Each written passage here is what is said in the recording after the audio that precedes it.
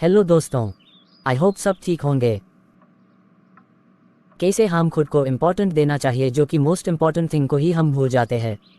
जो कि हमारे कुछ चीज़ से डील करना चाहिए वही एक हम करते नहीं है। आज हम ये स्टोरी के लड़के के जगह पे खुद को ऐड करके देखेंगे और अपने काम को कितना हद तक बेहतर बना सकते हैं इसके बारे में थोड़ा डीपली सोचते हैं। सो बिना देर करके चलो वीडियो को शुरू करते हैं। So get ready to the start now. एक समय की बात है, एक छोटे से शहर में, जहां एक आम स्टूडेंट अपने सपनों का पीछा कर रहा था।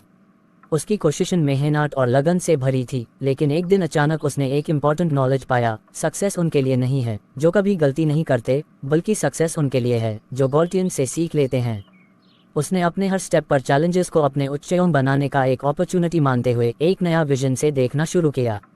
उसने समझा कि हर गलती एक नई शिक्षा है और हर गिरावट एक नई उन्नति का मूल है। उसने अपने फेलियर्स को अपने सक्सेस की सीढ़ियों में बदलने का राज समझा। जब एग्जाम्स आए तो उसने मेहनत और साहस से अपनी स्टडीज़ में जोश भर दिया। एग्ज़ाम में थोड़ा सा डर तो था, लेकिन उसने अपने आप को याद दिलाया कि गलतियों का कोई बुरा असर नहीं होता जब हम उनसे सीख लेते हैं। उसने हर एक सवाल को एक नया अपॉर्चुनिटी समझा, अपने गलतियों से निकलने का एक नया मेथड ढूंढा। जब एग्ज़ाम के रिजल्ट आए तो उसने देखा कि वो टॉपर बन गया था। उसकी कहानी दिखाता है कि सक्सेस का राज मेहनत में हाई नहीं, गलतियों से सीखे जाने वाले नॉलेज में भी छुपा होता है। ये स्टोरी हर स्टूडेंट को ये सीखने के लिए इंस्पायर करेगी कि हार नहीं, गलतियों का सामना करना है और उनसे सीखकर आगे बढ़ना है।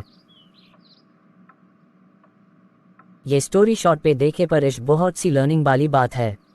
आप देखो, हर सक्सेसफुल लोग क्या करते हैं कि अपने कोई भी जगह, जैसे कि अपने एग्जाम या अपने बिजनेस या और भी बहुत सी अनसक्सेसफुल प्लान मिस्टेक्स को लेते हैं और मिस्टेक्स फाइंड करते हैं, कहाँ पे मिस हो गया, कहाँ पर छूट गया, कौन सी गलती, कौन सा प्रोसेस काम नहीं दिया।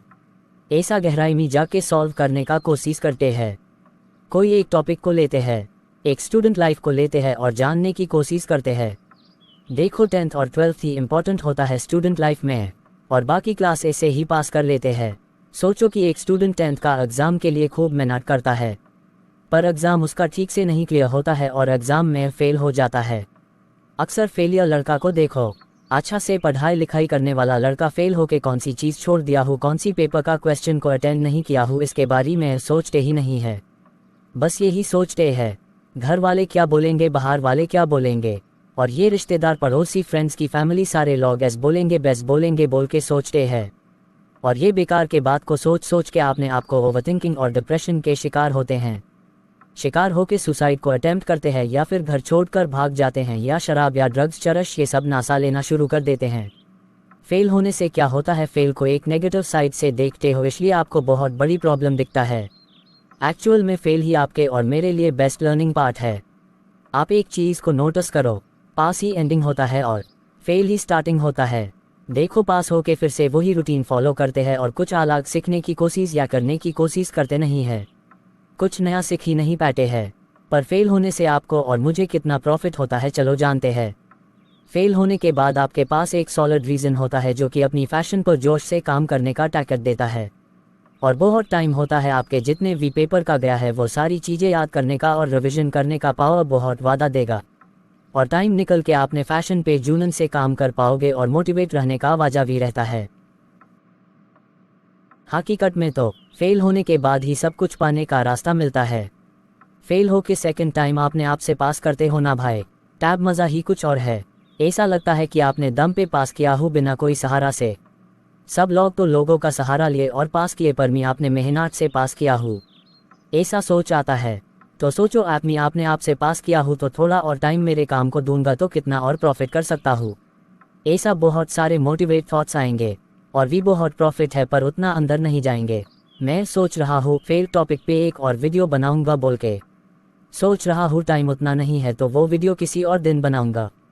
हम अगर आपने इमेजिनेशन पावर को यूज़ करना सीख जाए तो हम अपना वर्क पे सक्सेस होने का चांसेस 70% बढ़ जाएगा। इमेजिनेशन स्टोरी, इस स्टोरी को माइंड पे बनाने की कोशिश करो।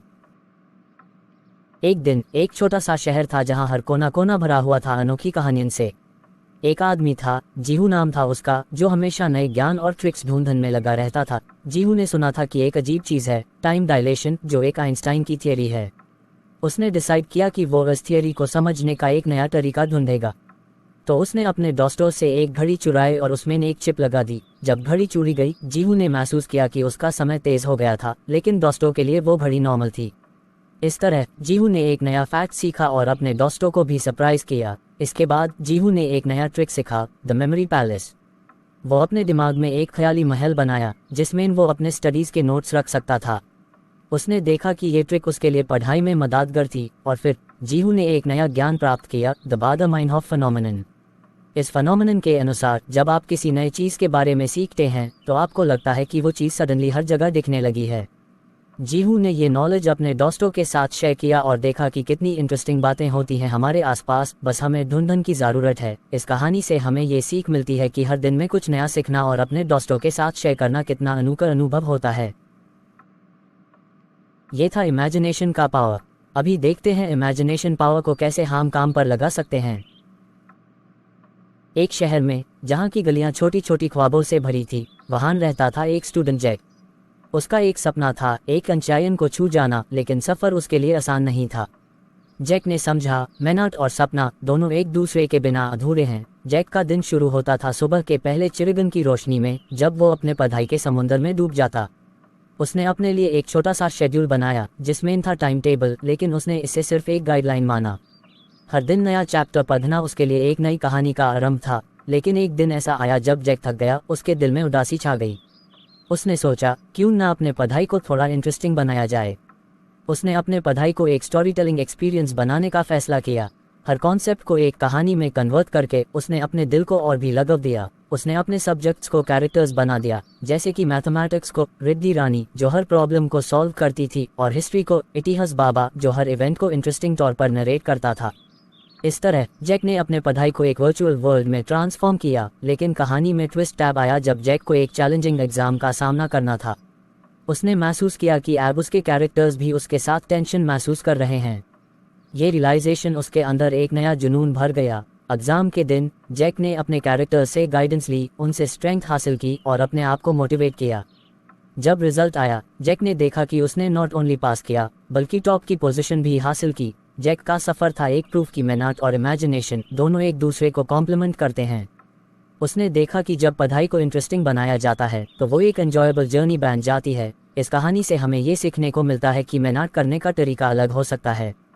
जब हम अपने ड्रीम्स को अपने तरीके से चेस करते हैं तो सक्सेस का रास्ते और भी खास होता है।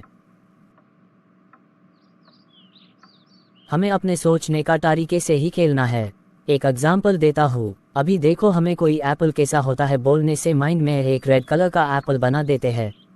वैसे ही सबको डिफरेंट कैरेक्टर पे ट्रांसफॉर्म करना चाहिए। ऐसा करने से याद रखने में ईजी होता है। ये ट्रिक ट्राई करो, बहुत ईजी होता है। फर्स्ट थोड़ा अजीब लगेगा, बाद में बहुत इम्प्रूवमेंट दिखाएगा। सो आज के लिए इतना ही। आपको कुछ सीखने को मिला है तो प्लीज़ कमेंट करो ताकि नेक्स्ट वीडियो बनाने में टॉपिक मिलेगा मुझे। और हाँ, सब्सक्राइब और लाइक करना मत भूलो। Please subscribe to my channel and press the bell icon. And bye bye. Bye bye, take care.